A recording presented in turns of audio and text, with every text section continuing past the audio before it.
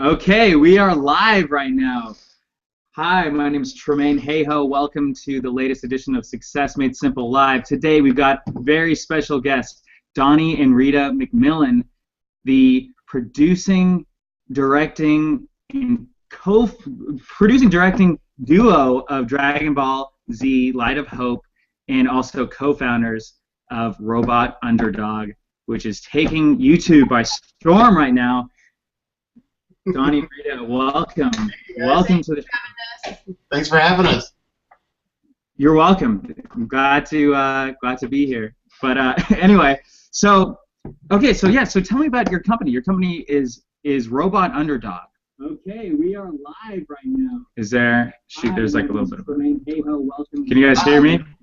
Yeah, I can hear you. I was just making sure that wasn't us. But yeah, Robot Underdog, we're kind of a geek culture brand. We have a website, robotunderdog.com, where we post daily news, like whatever's happening in the Marvel, DC universe, whether it's comic books or movies or just anything that's geek culture related. We do that. We obviously have a YouTube channel where we do live action, comic book, sci-fi, anime type fan films and original content. And we just recently put out Dragon Ball Z Light of Hope, the pilot episode for our web series, and I think that's kind of Robot Underdog in a nutshell as of right now. Yeah, definitely, because that blew up. That's been you released it when it was Monday, right? Last Monday, if I'm not mistaken. It's been like 1 week. But then it came out Tuesday. It's been like 2 weeks almost now. Yeah, it's been about 2 weeks exactly now, I think. Oh, okay, 2 weeks. Yeah, so 2 weeks, and then I just checked it. It's at 8.5 million hits. So how crazy is that? Like you guys, because that's your most viewed video, right? Yeah, by a landslide. I think it has more views than all of our other videos combined. It's kind of unreal, man. Like we were kind of like had a little powwow at the beginning when we were about to hit upload, and we're like, how many views do you think we're gonna get? And we're like, well, I think it's pretty good, so I don't know, maybe 1 million, maybe 2 million, I don't know, maybe. And it was like, maybe. It was like in a day it was surpassing anything that we thought it would do. It's awesome. Wow, that is really cool. That's so awesome. Yeah, so in reading on the site, it was like a 2-year process before it came out. Like, tell me a little bit about that. Is that correct? Like two whole years? I wouldn't say 2 whole years. Like we had talked about doing Dragon Ball Z and like did some like concept photos and whatnot, and then from the time that we started the fundraising campaign and like actually started moving towards the first episode, it was actually almost a year exactly. Because we posted the trailer video that we used for the website, like to launch the Kickstarter or the Indiegogo campaign, actually last week, 2014. So basically about a year. But I guess you could say 2 years if you count from when we said, hey, let's do Dragon Ball Z. Right. Yeah. So from like the conception to it being out and uploaded. Well, that's cool. So, and then you said you used Indiegogo, right? Yeah. Or Kickstarter, or both, or Indiegogo?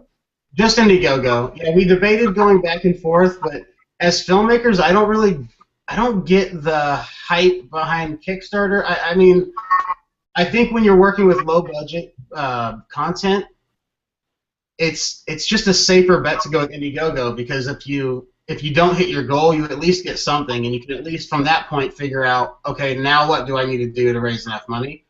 And so yeah, that's kind of why we went with Indiegogo. That's cool. That's definitely it's been a more popular choice with filmmakers, you're indie filmmakers and stuff, just for that reason. So could you tell me a little bit about that process? I mean, for anyone since crowdfunding is such a huge thing now, people think that like, so and so made 2 million. I think it was Zach Braff or whatever who made like 2 million for his movie on Kickstarter. And then the Veronica Mars movie got like $1 million or $2 million or whatever. And then people see that like, oh wow, I can launch a Kickstarter, but they don't realize that it's like serious hard work. Yeah. Not only is it hard work, it's everyone. Lots of people even came to us. We raised $6,800, and that didn't include like what Indiegogo took or taxes and fees and whatnot. But what we'd actually raised was $6,800, and so solely based off of the teaser trailer and the brand Dragon Ball Z. So that was pretty successful to us. And people were like, oh, I want to do my idea, or let's do this idea. And it's like, well, you can't just, it's really hard to raise money for an original concept because it has no following. And for indie filmmakers, no one knows who you are. So it's just, people expect to like just put their own original idea on there and get $100,000, $200,000, and it's just not really realistic. And so we always, anytime we get the chance to explain that to someone, we're always like, that's great and exciting, but only expect to get like a couple $1,000s, at best. Not to like dishearten people, but just to try to make it realistic for them. Right. People can say like, oh well, I want to make my movie for $500,000, and then they think that like all their friends are going to donate. Yeah.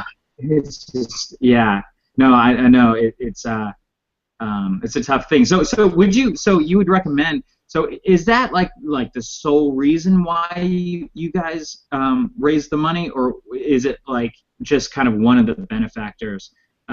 Because I mean, obviously, it wasn't like you guys just posted, oh yeah, we're making a Dragon Ball Z film, and just like the money started flowing. I mean, obviously, you guys had to like do some like serious work towards it. I think you guys made the trailer first too, right? So people could see that you guys had like talent, and there was going to be like some actual like legitimate good hard work put into it. Yeah, I think you need to a lot of people go on Indiegogo, or they try to raise money by just giving the crowd sourcing audience, or whatever you want to call it, like just little tidbits of what they can offer. Like they don't ever really, like we looked at what we were doing, and we were like, all right, how do we convince people, like truly convince them that it's worth their time and money to invest in us?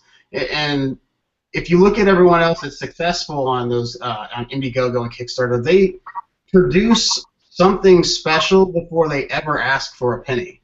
And so we took a lot of effort in just doing like a really cool teaser, and we put that out before anything. And that cost us a little bit of money and like a lot of time. And we're like, all right, fans, look at this. This is our proof of concept.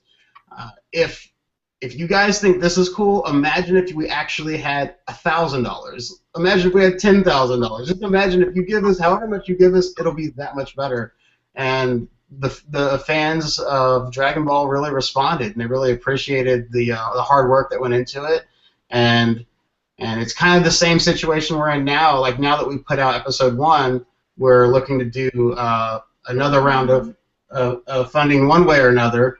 And we're not exactly sure how we're going to do that, but it's like the proof of concept's there. It's just the evidence is going like, look at what we did with this small amount of money. Imagine if we had more. Like, so yeah, I don't know if I answered your question, but Yeah, no, totally. No, you did answer it. I mean, you weren't just like, hey guys, give me money. You actually said like, hey, this is what I did on a shoestring budget with what I had, the resources we had. And then, people are way more willing to contribute to that, once they see it. And plus, like, I mean, thing is that fans want to see good content. I mean, they want to see, like, the Dragon Ball Z. I remember, like, that Hollywood movie back in the day. It was just, I mean, I never watched it, but I'm like, wow. I mean, the thing is, I'm not even okay, I'll admit to you guys, I'm not like a huge Dragon Ball Z fan. I never actually got into it. I've got nothing against it. I know. Sorry, Don. I know. I'm sorry. No, I just never got into it. So I've watched like 2 things. One character I do like is Piccolo, though. So please tell me that you've got plans for Piccolo in another one. I can't say that, but I think Piccolo is pretty awesome. He's one of my favorites too. Sweet. Yes. Yeah.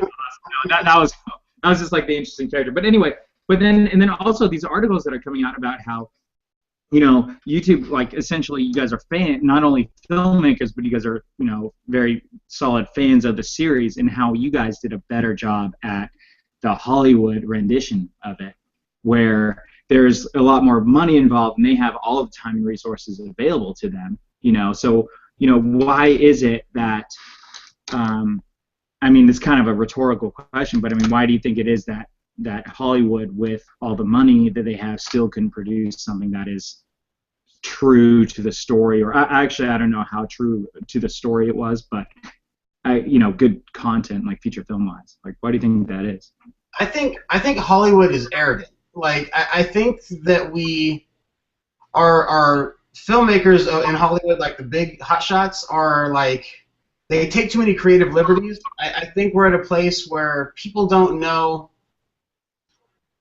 the source material enough, and they don't take the time to study it and just do something really true to the source material. And I think it's a combination of that. I think Hollywood tends to whitewash characters that are, of any kind of ethnicity.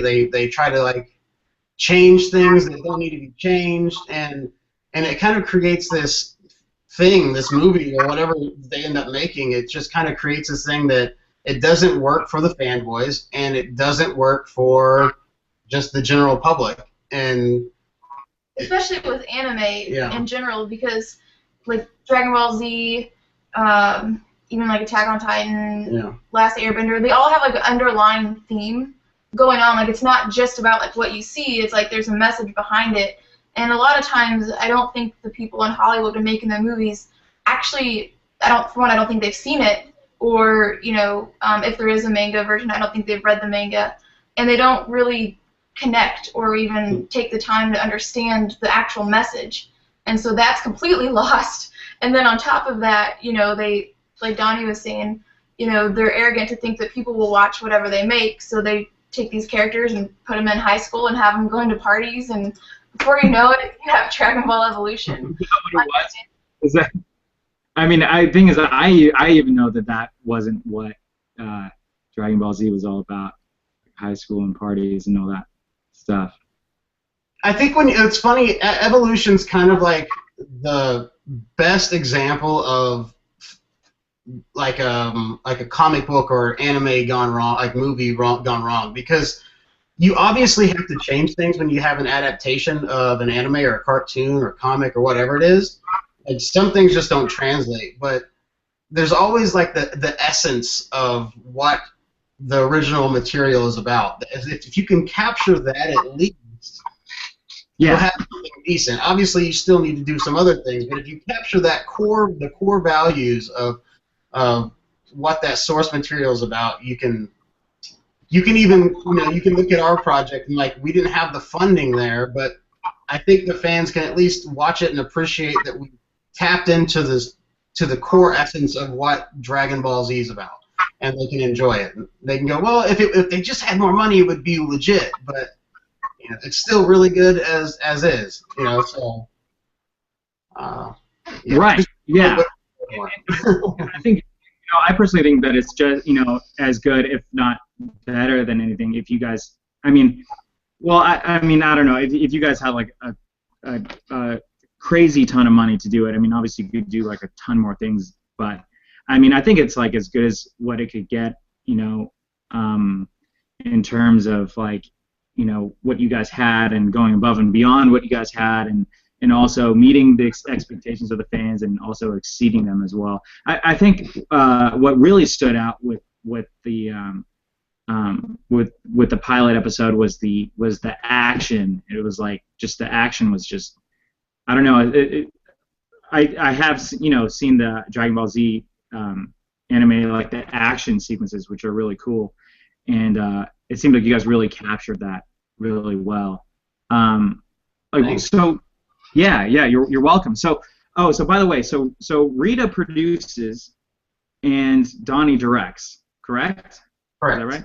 Yeah. So yeah, so that's cool. So like, when you guys were going into this, okay, I guess I have like a bunch of different questions all at once. But So before that, I mean, obviously, the production side, Rita, you're making sure everyone's, did you do like casting too? Did you guys cast it together, or, and you found all the locations, Rita, or maybe tell me a little bit about the pre-production process? Well, it was, I don't know if I can tell you a little bit, I can tell you a lot about it. There was a lot that went into it, casting, we did costuming, locations, getting, working with the stunt team was a big part of it, because obviously, like you said, the action was really crucial, and both the stunt coordinator and the fight choreographer were outstanding, and, but they had basically each department, especially the action department, and costuming too, like there were needs at each location. So it's like, oh, we need like a crane over here, and we're gonna need like the wire equipment, which the stunt coordinator and fight choreographer were awesome. We're like, oh, we have all this stuff. It's like we just need to get mats and cranes and whatnot, and coordinating all of those things to make sure that the action scenes played out well was a big part of it. And then I mean, obviously, like the budget constraints were pretty hard because we were trying to, do some things according to the book in terms of pulling the permits and all of that, but then some things we just couldn't because we didn't have the money, and so working around that was pretty difficult. We got kicked out of a couple places a couple times. We made it. But yeah, I would say, I mean, it was weird. It was definitely something interesting in terms of producing, because it wasn't just producing because it's such a small team of people. It was fun because I kind of got to dip my hand in every little bucket in terms of like the wardrobe, coming down to the one stirring the costume in our bathtub because we were dyeing the colors and doing all the intricate wardrobe things. And oh yeah, it was pretty crazy. She's like the most involved producer of all time. Like she literally was making the gi that Gohan wears. It was a white gi that we bought. We bought the top and the bottom separate because they had just different designs, and she was dyeing them in the bathtub, staining up the bathtub with tons of clothing dye.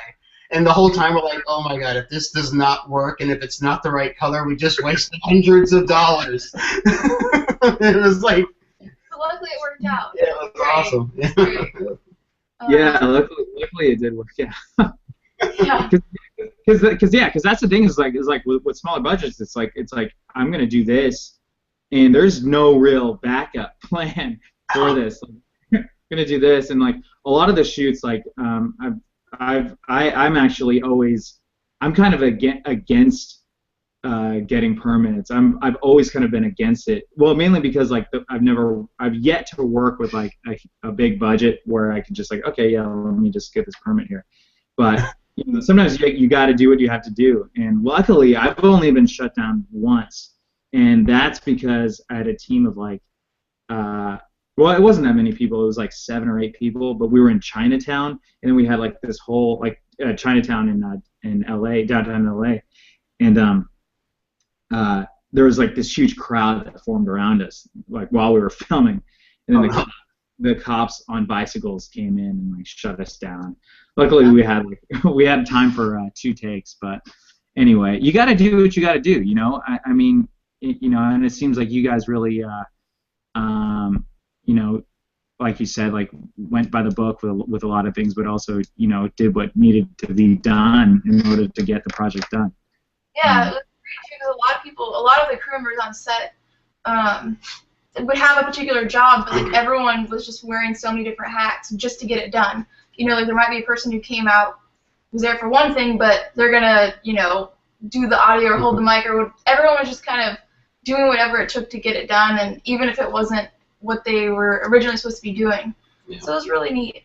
Yeah, it honestly, as small as a team as we have, the whole team honestly is why this thing was possible. If one person was eliminated from the structure of things, it would have just fallen apart. We had the right amount of people, just the right amount of people, and they just happened to be just really awesome human beings. Super grateful for everyone that's been a part of this thing. Dude, yeah, that helps. I mean, that's so crucial and so awesome to have people like that that aren't, you know, like, oh, you know, luckily I haven't worked with too many people that are like above, like moving something or like moving a light stand or something, like whole, you know, but you know, when you have people that are willing and eager to do that, I mean, that just makes the project that much better. Yeah. Yeah, and having, you know, surrounding yourself with those types of people.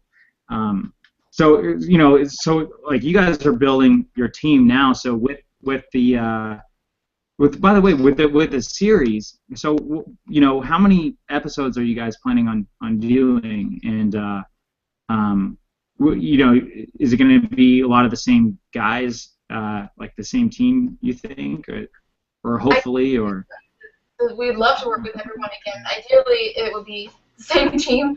As far as how many episodes and what the plan is and all of that, to be honest, we're not exactly sure, and we're kind of figuring all that out before we really say, because we don't know, and we don't want to, you know, crazy angry people like, wow, where's that? Yeah. You promised me a new video tomorrow. The reality is we definitely have more episodes coming. The goal is to have more episodes coming, and the goal is also to have the same team. Like she's saying, it is kind of hard to really. We don't want to say anything definite because everything is depending on, do we raise enough money. We're working with Machinima, and we want to like try to find out what the best strategy is to do some things. You know, like unfortunately we're being very vague because we have no choice. But we're definitely, there's going to be more Dragon Ball Z live action stuff for sure. So. Awesome. Well, no, that's good, because that's the worst feeling in the world when you know you said something and then, you know, sometimes it's like no matter what you do or say or try to get a certain thing a certain way, it just doesn't work out that way, you know. So you guys are being very smart with that. And so by the time it does roll around, you know, you will have something to talk about when it's actually, you know, when you guys know all those details. Yeah.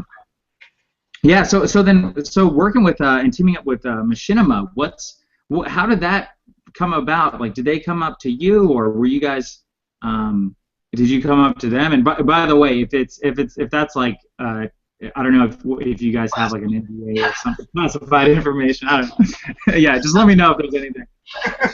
We were actually talking. Oh, go ahead. Go ahead. We were talking to a couple different networks, and because we had waited to sign our channel completely, and we had like over 40,000 subs and whatnot, and so you know there was definitely interest from a few different places, and we were kind of just looking into what each one had to offer, and Machinima was doing like a really big rebranding and a larger focus on live action content, as opposed to, they still do gaming, but they wanted to really focus on live action.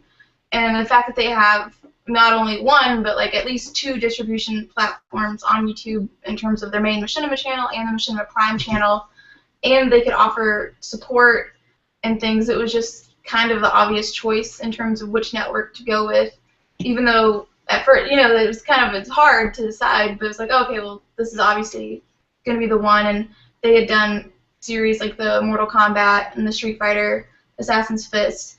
And so like, we were thinking in the future, if we ever were to get help with a web series or support, these guys are the ones that consistently do it. So we should probably sign with them. Yeah. And we signed with them early January. Yeah. We started talking to them a little bit in December, at the end of the year, but yeah, we officially signed in January. And it's just been kind of awesome to see all this kind of unfold, man, because not to get off subject or anything, but like just like she was saying, we looked at Machinima's web series Mortal Kombat and Street Fighter, and we're like, oh man, that's awesome. What if we could just do that with Dragon Ball? And you know, signing with them was exciting, and we're looking forward to whatever is to come. And then, you know, with this doing as well as it did, it's just like the possibilities are kind of like, there's a lot of them right now, and it's like we don't know what's going to happen, but I would say that we have a good chance of some really cool big things to come. You know, I mean, like like with 8 million views, like there's a lot of leverage there. So I don't know. We'll see what happens, but I don't know. I'm too excited about all this, so like I have to like bite my tongue. And dude, it's all cool to be excited, man. By all means, don't yeah. I mean, it is so cool because for the viewers out there, like Donnie and I were working together at Maker for a while, and I always saw you as something. We talked about what you wanted to do and stuff, and I believe you mentioned like directing and editing on your own, and we were both assistant editors. So it's funny because like people are like, oh yeah, it's the assistant editors or whatever. I don't know. There's always that like it's like we're not the real editors, you know what I mean? But it's like any one of us could have been an actual editor. I don't know. That's all. Really, it's a whole other conversation. Yeah. No, it is true. It's kind of cool, actually. It's kind of cool to see you with your channels and like doing cool stuff and doing music videos and everything. And it's funny. It just like when you asked me about this interview, I was just thinking like, wow, that's kind of cool. Like it's been about 3 years now, if not a little more, when I first met you, and it was like that was pretty much my first industry job. Is an assistant editor at Maker Studios, and I freaking worked my butt off to get that job. And it was like, that's just so if people that are listening that don't know, it's like a PA or it's like the dish boy of an editing house or a post house. Yeah. I remember because you had just kind of moved up and kind of moved on to some other stuff, and I was kind of like filling up that void of an assistant editor since you'd moved on, and I was just like, it's just kind of cool, like this, like you're directing and stuff, and I'm directing, and we're just doing cool things, and it's kind of awesome to see everyone grow. Dude, it is cool.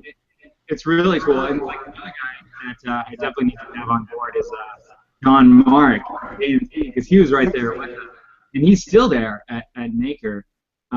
But he's doing some really cool things. He's doing some short films and some like short horror films, and I acted in one of his films, and that was a lot of fun. So yeah, I mean it's so cool like seeing. I believe like assistant editing is like so crucial. I think if you know how to assistant edit, I mean a lot of the problems that would go down on set, like an actual production. Yeah, like a lot of things like what not to do and how to like piss off the editors, and then 2, how to get post-production. So it's like merging that. It's like bridging that gap between production and post. So yeah, it's like cutting our teeth. We had to do that to get to where we are now.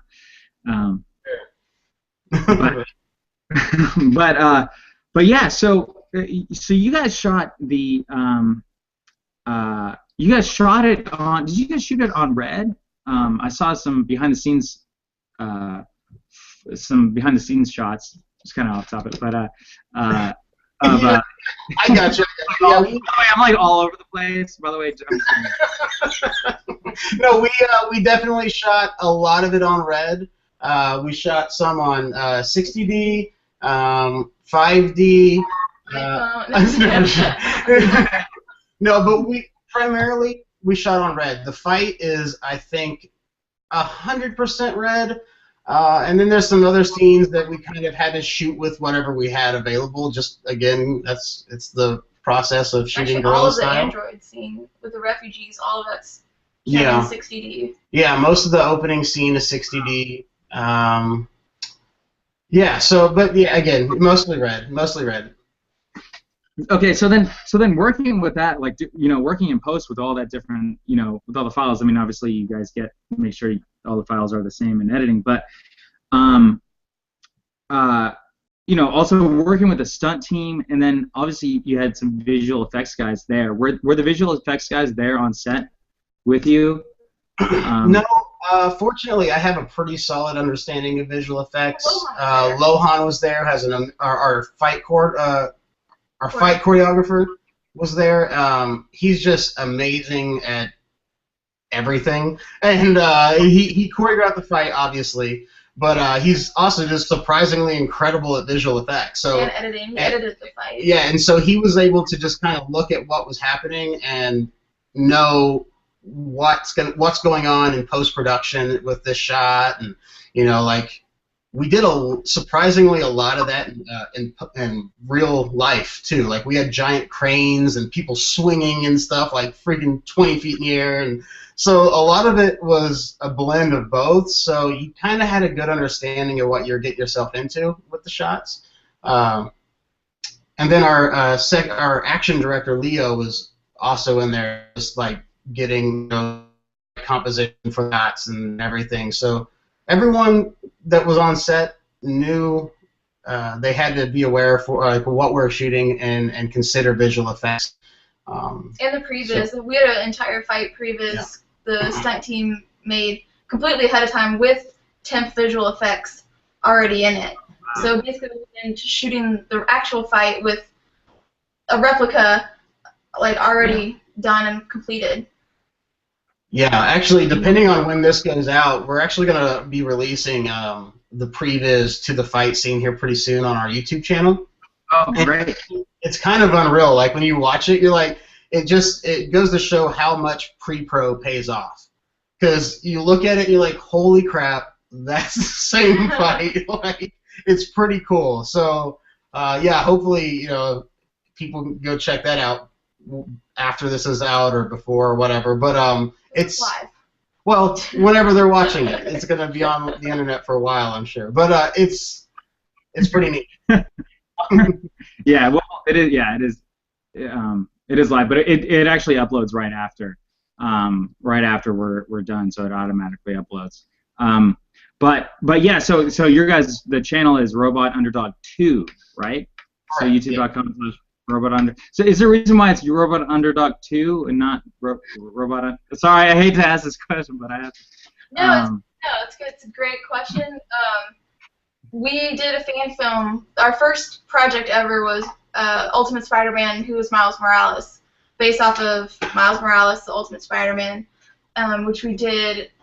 Which was awesome, by the way. That was freaking awesome. It cost us our YouTube channel, but it was awesome. So Sony didn't have the same appreciation for it that we all did, and they copyright striked our channel on not only the original video, but all of our behind-the-scenes videos. Basically, any video where we even said Spider-Man, they copyright striked it, and so completely ruined the channel. For us ever being able to monetize or sign it or be successful with that channel at all. They were not having it. Yeah. Dang, yeah, actually that's what I was gonna get to next is with working with and making a fan film, right? But based on characters that are licensed, like Dragon Ball. I mean, obviously it's YouTube, and there's obviously people making stuff about anything. But how are you guys kind of with your experience with Spider-Man, kind of tiptoeing through the tulips, or is it kind of I don't know, or is it kind of you guys? How does that all play in? A lot of it is looking at what companies might not want represented in live action. We didn't know at the time, but we later, talked to Marvel and Sony about it, and they were just like, well, we never want to see Miles in live action, which might have changed now based on that Spider-Man's back with Marvel. But it was we never want to see Miles Morales. It's always going to be Peter Parker. We don't want to see this. And it was right around the time they were releasing The Amazing Spider-Man. And so I can kind of understand how we were misrepresenting the brand. And Power Rangers did the same thing somewhat recently. It's just a misrepresentation. If you make a film or do something that that represents it in a different way, the people who own the licenses might not appreciate that. But if you do something that is positive, brings awareness, could potentially help with sales of their other products, and you are really respectful of what the brand represents, then you kind of just cross your fingers and hope they let it slide.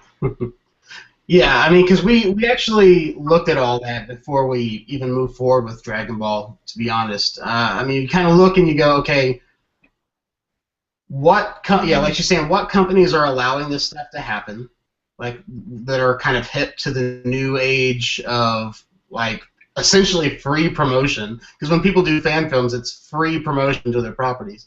And then sometimes just some brands are just kind of leery about it. I don't know. It's just like you just kind of start getting a vibe of who works with you, and like who's gonna let your stuff slide and who won't.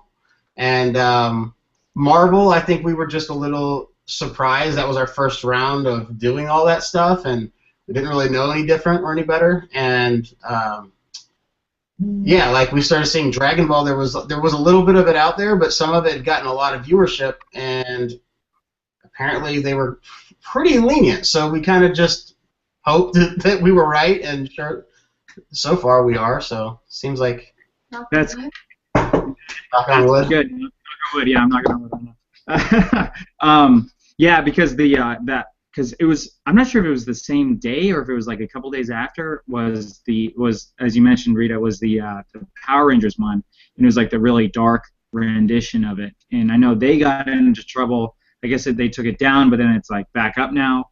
Which was a huge win, you know, like as much as it sucks for them to have gone through that, you know, kind of watch it from the outside, it was kind of a big win for independent filmmakers and people doing these fan film renditions.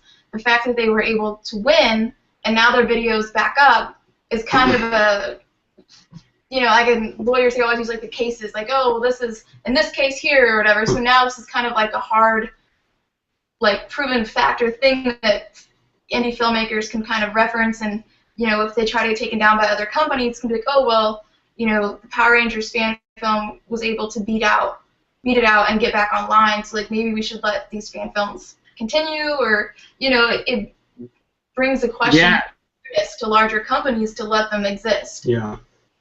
Well, what's interesting about that, too, is with Saban taking down the Power Ranger thing, is it is changing the way that people are going to start, I think companies are going to start responding, because if you look at that, they asked for the video to be taken down, and it didn't get taken down immediately, and so they waited for the fans to fall in love with this thing, and at some point it's kind of too late, because if you take it down, you're just, the company, Saban's only taking away something the fans are totally into. And so it kind of made them look bad, you know. So it's like, I don't know, like maybe putting it up gave them some redemption or something. But I don't know. It's interesting how all that works. Like when Marvel took our video down, there was no like uproar about it, you know. There was no one like. But with Dragon Ball, I don't know. I think maybe I'd be confident that if they got taken down, people would probably go berserk. Oh yeah, no, they would. They would, and the thing is, the fact that it hasn't gotten taken down, or that you guys haven't even had any problems with it, is testimony. Because how could they not see? I mean, with all the press that your video is getting, and with 8 million hits, I mean, if they have to be pretty blind to not know that it's even out there, you know, or maybe they aren't aware yet, or something. But I mean, I think that's a really good testimony to you guys and independent filmmakers, that you can make something that's true to the story, and that you guys aren't like being like, hey, you know, I don't know, you guys aren't doing it in a weird way. So it's a win-win situation. Yeah, I think.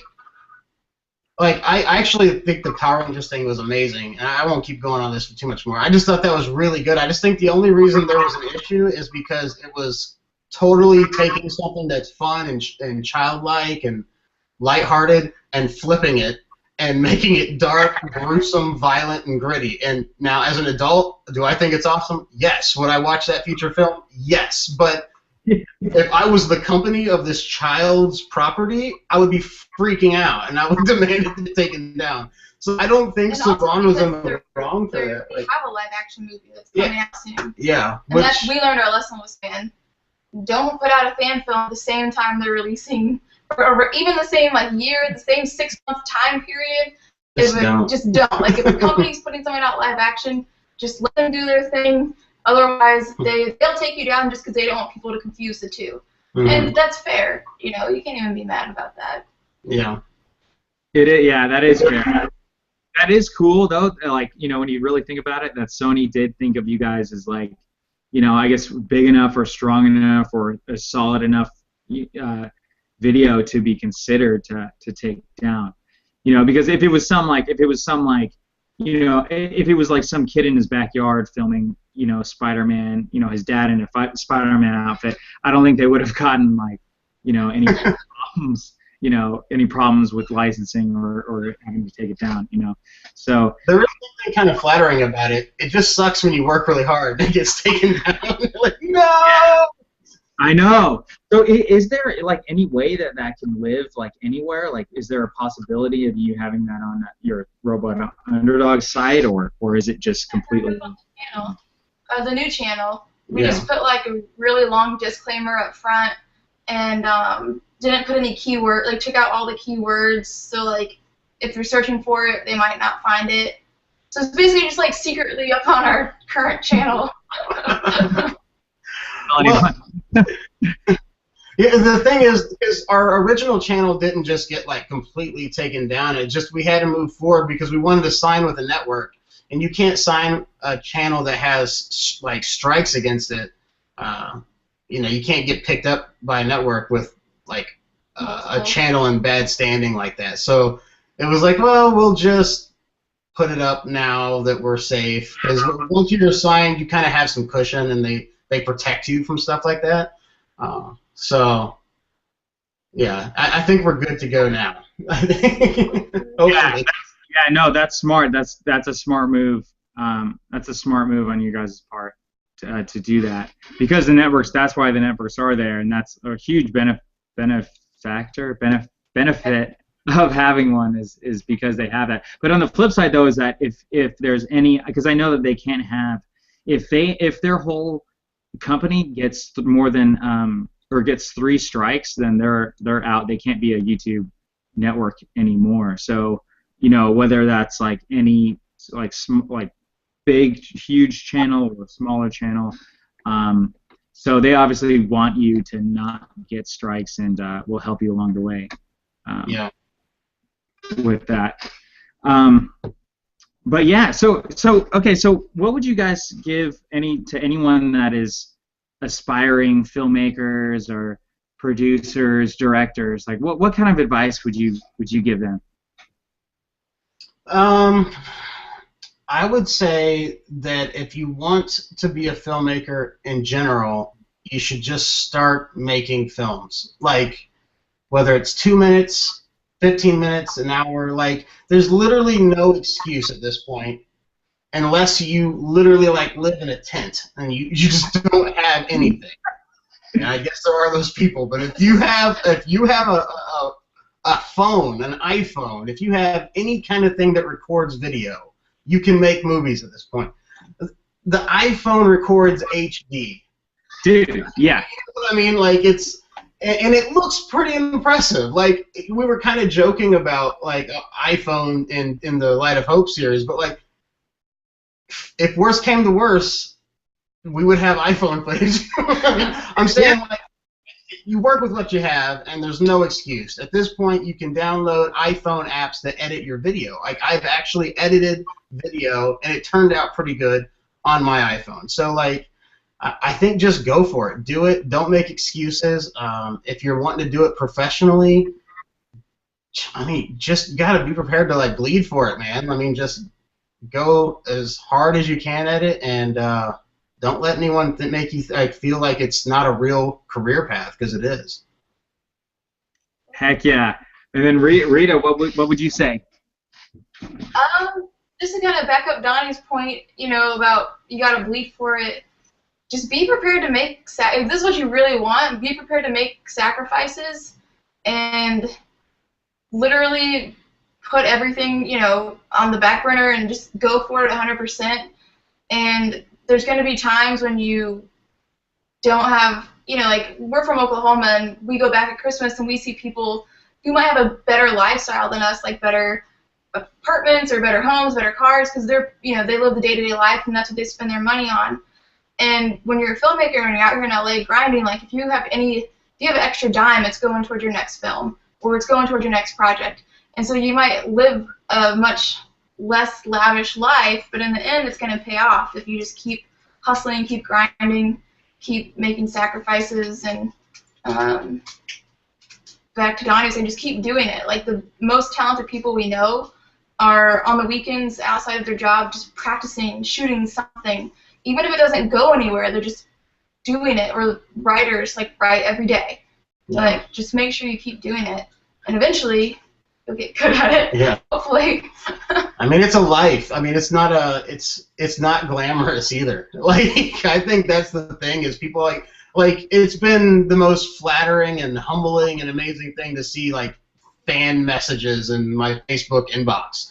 But a lot of people are like, oh, I wish I could do what you do or something like that. And it's like, you can. Like, I'm not special. I think I saw one of your videos that said talent is BS. It's true. Like, talent is this fictional thing that we tell ourselves that other people have so we can justify why we aren't doing something. Or sorry for the noise, it's our mascot. No worries, yeah, the dog. But talent is BS. I think that's 100% true. I think you wake up and you decide that you want to be great at something, and you just do that. And you work to do that every single day, and before you know it, you kind of look back and you go, "Wow, I actually kind of made a lot of progress. Like I'm actually closer to being that thing or person I wanted to be." I'm almost there, when you're hungry, you always want more, but I can't believe that we did the Light of Hope thing. It's amazing to me, and I know we can do better. So now I'm hungry for more, and I think having that kind of mentality is what you need to succeed out here in this business, And I don't know. I think I'm rambling now, but I'm just really passionate about that stuff. I'm all about everything that you're talking about, because that is so true. I mean, people. One guy asked me, he's like, "Oh yeah, I want to learn how to edit." He saw one of my videos. He's like, "Oh, I want to learn how to edit like you." I'm like, "Well, start editing." I mean, I started editing on a computer when I was 14, so it's now it's half my life has been editing. That's half my life now. So it's well, start. It's well, if it doesn't matter how old you are now. I mean, start. But yeah. It's going to take time, and you're going to people don't understand it. They're going to suck at it. You're not going to. If you're and you want to be bad first. I believe that I would rather have my first film be my worst film than have my last film be my worst film. M. Night Shyamalan, for example, who came out swinging. Who came out swinging out the gate with Sixth Sense, which is a phenomenal film, and and then every single one that he's done is I mean, I was down with Unbreakable. That was a good one, but it wasn't as good as Sixth Sense. And then each one has just gotten, and then now it's just dude, he's just dug. He's digging to the center of the earth. So it's. No, it's so sad. It's so sad. When Sixth Sense came out, I was this guy right here might be the best thing that's ever hit Hollywood. This is such a good movie for for his first film. Oh my goodness. And now he's become this guy that people just mock and make a joke out of, because it's true. Every single thing is worse. But I don't know if that even has anything. I don't know if that's necessarily a result of work ethic. I think maybe he just had one really good script, and it was a brilliant, and then nothing else to play. Freak accident. Yeah, it was It could be. I don't know though. I've seen some interviews of him. I saw interviews with him before Sixth Sense, or right around the time of Sixth Sense, and he's this fresh filmmaker, right out of college and everything, and he's really, he's all about his film and all about it. And then now he's wow, yeah, well, I told the story to my kids, and they loved it, and so I think it's kind of, once you get I don't know. I mean, hopefully, I hope that, like, you know, if at least if I were to ever have like a huge successful film or something, that didn't just get to my head, and that I would think that like everything that I do from then on is just gold, you know, because I think that's where when people get comfortable with who they are and where they're at, and like going back to what we were talking about earlier with Hollywood, because they're so established and because they make money on stuff that, like, you know, they could put $20 million into something and still make $100 million or something, that they get comfortable and they get lazy. I think, you know, it's kind of, you know. But. I think they feel like if they throw enough money at something, it gets better, or instead of really, you know, kind of going back to what I was saying earlier about the studios that don't really look for what the real meaning behind, or what truly is the essence of what makes people love these characters from these like these comic books and stuff. It's like they're just kind of looking at the superficial stuff. Like, okay, we got this cool guy in a cool suit, and he does this cool power thing. Let's throw $200 million at it and watch him break up, like, destroy a city. Like, well, it'll be awesome and fun to watch, but like, we're not going to buy into that brand because it doesn't touch your heart. You know, it doesn't pull your heartstrings. Like, even in the biggest action movies, you should still, like, everything's all about like tugging at those heartstrings in filmmaking, man. Like, you have to find something that in every character that you can that relates to the viewer. Like, you know, I feel like when I watch Batman, I feel like I am Batman because the Nolan movies, like, they make him so human, and I'm just like, oh my god, I could do this. I could be Batman. Right. Like, yeah. You know, like, and then some of these other movies, you know, like Spider-Man 3, the whole time you're going like, what am I looking at? Like, what is this? Like, who acts this way? Dude, I've never been so embarrassed I was embarrassed for, like, Tobey Maguire with that whole scene when he's like walking down the street and he's like, yeah, or whatever. Like, dude, I was like, I felt, I've never felt so uncomfortable, but in like the worst way. Than that was such an, oh man, such a, so awkward. Yeah. So I don't know. Dude, and then like, oh, sorry, go ahead. Oh, I was just saying, I was hyped for a whole year, and because they promoted that thing like 2 years in advance. The whole time I was pumped, and I remember going to theaters and just, I'd never been more excited. Like, literally never in my life been more excited for a movie. And within 15 minutes, that feeling changed drastically. By the end of it, I've never asked for my money back, but for the first time, I was like, I deserve my money back. And I deserve this time to be, like, replaced. Like, I want these 2 hours of my life back. I want to at least, like, have some memory inserted that I was on a freaking roller coaster or something that was actually enjoyable, because this was terrible. Like, I was embarrassed. It ruined my favorite characters. Like, yeah. Having the high hopes of having Venom. I was so stoked to see a character like Venom, you know, on film, you know, on screen, like Spider-Man versus Venom, and the way they just went about it was just all wrong. Which getting back to Spider-Man, so they rebooted the franchise with Andrew Garfield, and then now they're doing another reboot. What's going on? What's going on with that? I don't know, man. I'm just going to. Here's the thing. With Spider-Man, I'm gonna just go ahead and like take a step back and not speak too much about it, because I was really hyped about Spider-Man 3. I was disappointed. The Amazing Spider-Man came out. I wasn't excited at all because I was still burned. I watched it. I was pretty disappointed. It kind of started growing on me, so I watched Amazing Spider-Man 2. It was okay. I kind of actually liked it, but everyone else hated it. So dude, I don't know what to say about Spider-Man right now. I'm just gonna wait and see what happens. Yeah, dude, which is interesting, man, because I don't know, like, I kind of, all of these superheroes, because there's Spider-Man, Superman, Batman, and all this, And it's like, okay, how many times are they going to be able to really reboot this franchise? Where I don't know, like I'm kind of like I'm personally I want to see some new. I don't know. I want to see some new superheroes. So maybe that's. Yeah. I don't. I think that at least I think we're getting smarter with how we're going to start continuing these characters. I think Spider-Man is one of the few exceptions where we're going to see continuous reboots because we're struggling with this character. But I mean, I think we're looking at like the Batman vs Superman movie. I think we finally figured out we don't need to explain Batman's origins anymore. We've had like 12 movies that have been made. At this point, we're just going to go ahead and stick him in there with Superman. We're not going to reboot Superman. We're just going to continue his story.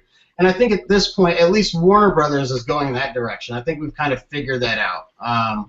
We will have to introduce Wonder Woman, and we'll probably someday see a reboot of Green Lantern, but I'd be surprised if we get the same Green Lantern. I think we'll probably get someone new.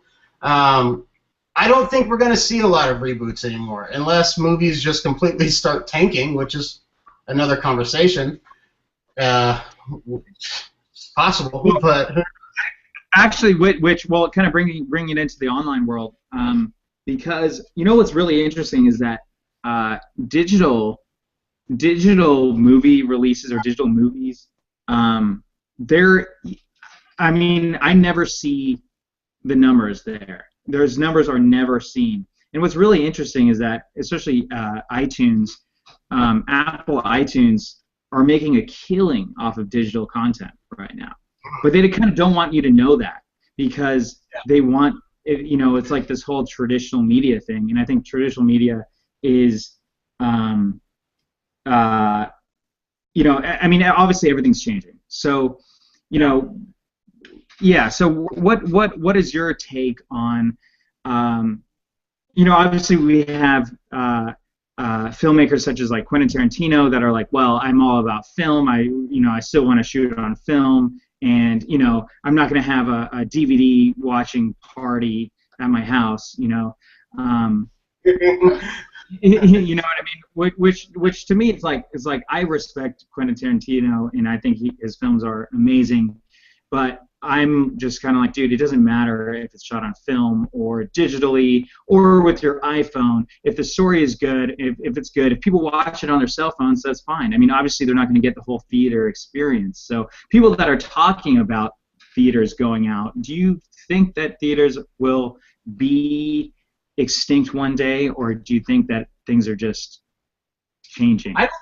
I don't think that theaters are going anywhere for a long time. I think there's something really special about the theater experience. Like, I watch movies constantly on, I mean, the way, like you're saying, with technology, with iTunes, with Netflix, with Hulu, all these other different places you can just stream shows. I watch shows on television all the time, but trust me, I will watch Avengers 2 in IMAX 3D in the biggest theater possible. Like, I will, like, there's something special about having a giant bowl of popcorn, a big drink, and an awesome like surround sounds like experience just like beating down on you. Like that's hard to replace, and I don't think you can replicate that with digital downloads. But I definitely think that Hollywood is, the guys running the show are older, and everything's changing so fast. There's no way they can keep up and understand things. So I do think that they're trying to like force their hand and like make the old Hollywood process still kind of keep happening. But I think, like with even with Dragon Ball Z Light of Hope, I think what we're seeing is like you get these videos that are getting crazy views. Like, people are watching online, and you see these other films that have come out on digital direct download or whatever with some of these YouTube celebrities that are making these feature films, and they're going straight to what's it called? Straight to on demand? On demand, like you can instantly watch it, and people are making a killing doing that. They're paying a fraction of the cost of what it takes to make a traditional movie, and I think we're going to start seeing some really good films. Like, I'm not going to say the films that are out so far that have kind of been released that way are excellent, but it's definitely opened the door and like shined a light on a new way to deliver content to the audiences, and like I would kill to be able to make a movie and just release it to people like at home when they can watch it on their TV, and I think we'll see a lot more of that. Totally, because I mean, you know, filmmakers, like, you want your film to be seen. I mean, you want it to be seen. You want someone to appreciate it, or to be able to see it, and whether it's in a theater or whether it's on their phone. I mean, to me, you know, I personally think it would be amazing if people watched, you know, a movie that I made on their phone or whatever. I mean, just to say that you made a movie and that you can, you know, have people that are watch that is pretty cool. So, and then, you know, then theaters will be there for the amazing experience, you know, for so yeah. Anyway, so we kind of are getting off topic, but a couple more questions, then I'll let you guys off the hook or go. I don't know. So yes, so okay, so well, okay, what would be like your ultimate, like, what's like your ultimate situation, like what's your ultimate goal, both of you guys? Go. Rita, I would say just to be able to create what we want to create full time and be successful to the point where we're not like constantly worrying about paying student loans and like the normal stuff, just a normal life, working but doing like Robot Underdog stuff, creating what we want to create, making what we want to make, and having the resources and ability to do so. And, you know, I mean, obviously a lot of money would be great, but that's not even like the goal right now. Is just to be able to work full time on the projects we want to work on, and then obviously later down the road we can figure that out later and worry about all of the nice things that come with extra stuff. But I would say right now, I mean, it would be a dream to be able to Monday through Friday do Robot Underdog, make videos, make the superhero anime content we want to make, or even if it's, I mean, and the weekends too, because like right now we do Saturday, Sunday, and every weeknight is the only time we have to dedicate to what we're doing. I just can't imagine how much further we'd get if we had Monday through Friday too. Yeah. Yeah. I mean, oh, sorry. Sorry, go ahead. Yeah, just to kind of continue with what she was saying, I mean, excuse me, I think the dream would be, I would love to do feature films that were premiered in movie theaters, but I really love the YouTube platform. But online platform. There's something really special about hitting upload and watching people's reaction in real time. I mean, like, and like not just that, but just the culture that comes with YouTube. Like watching reaction videos to like something you've made is the coolest, most amazing and special thing I could ever imagine experiencing as a filmmaker. Like there's something really special about that, and I don't think you get that from making a feature film. Like I think even making Avengers, sure you're gonna have millions of fans, but you don't get to watch their like real-time comments and thoughts about every little minutia of like details of your project. So a dream scenario would be to live in some weird hybrid world where we could do both or do everything. I don't know. Like I can't imagine leaving the internet completely. Oh yeah, I mean, obviously the internet is not only the future but the present, and connecting people in ways that are, you know, like 20 years ago were never even dreamed of. So it's really cool. I mean, you guys are both well on your way to ultimate huge success and achieving your guys' goals, and I really think you guys are doing a great job right now, and I'm super, super excited to see what's to come from both of you. Thank you, man. It's very flattering. Likewise. Thank you. Well, yeah, one last question, then I'll let you guys go. How do you guys keep, because this is called Success Made Simple, so how do you guys keep success simple? That's a tough question. Or do you make it complicated? I don't know. Make it so complicated. No, I would say, again, I think life is simple. So I think success is simple only because I think you just take each day at a time and try to be great. Try to get better every single day at whatever it is whoever you want to become. Take a step towards that every single day. If you can do that every day, you're going to look back in a year and be like, wow, look at this progress. So just every day, do something that makes you better, a better person, a better filmmaker, a better whatever it is that you want to be. Do that. Just a little thing. Read an article about your craft, or take 15 minutes to practice, or try something. Just do something every single day to get better. That's all I got. Awesome. And Rita? I mean, hard to top Donnie's answer. But, I know, that was a pretty solid answer. I would just say, I mean, the way that, I guess, for me personally, that I would say I keep it simple is I'm just never really satisfied or complacent with anything. So if you kind of have the mindset, like, you're proud and like you're happy with what you did, but you don't ever really feel like, you feel like it's success to a certain degree, but you always know you can do better. And so it's hard to sometimes mentally view it as successful, because you're just like, oh, that was great, but look what I can do next. And so I guess just, and then after you do that so many times, you kind of look back and you're like, whoa, I guess, 5 years ago me would have been really happy with what I just did, even though like current me is looking ahead. So I think it's good to, if you have goals or whatever, write them down, keep track so you can look back, and even if you're currently not satisfied or not complacent and know you could do better, at least kind of take a day at least to kind of recognize what you've done and be happy about it, and then don't be complacent. Just keep going, move on to the next thing, because someone else is, every day you're not working, every hour you're working, the next guy's working. Yep. And he's getting better. Every day you take off, go on vacation, that next person is going to be right behind you and could surpass you. And we've surpassed people because we keep working. And the same thing that are more talented than us. Yeah. Only because we don't stop working. But the second we do stop working, that next person's coming right behind. So just don't ever be complacent, because you will get past. And that's kind of what keeps us going. It's like, oh, I take a day off. No, because that other person's going to be working. We have to keep working. That is so true.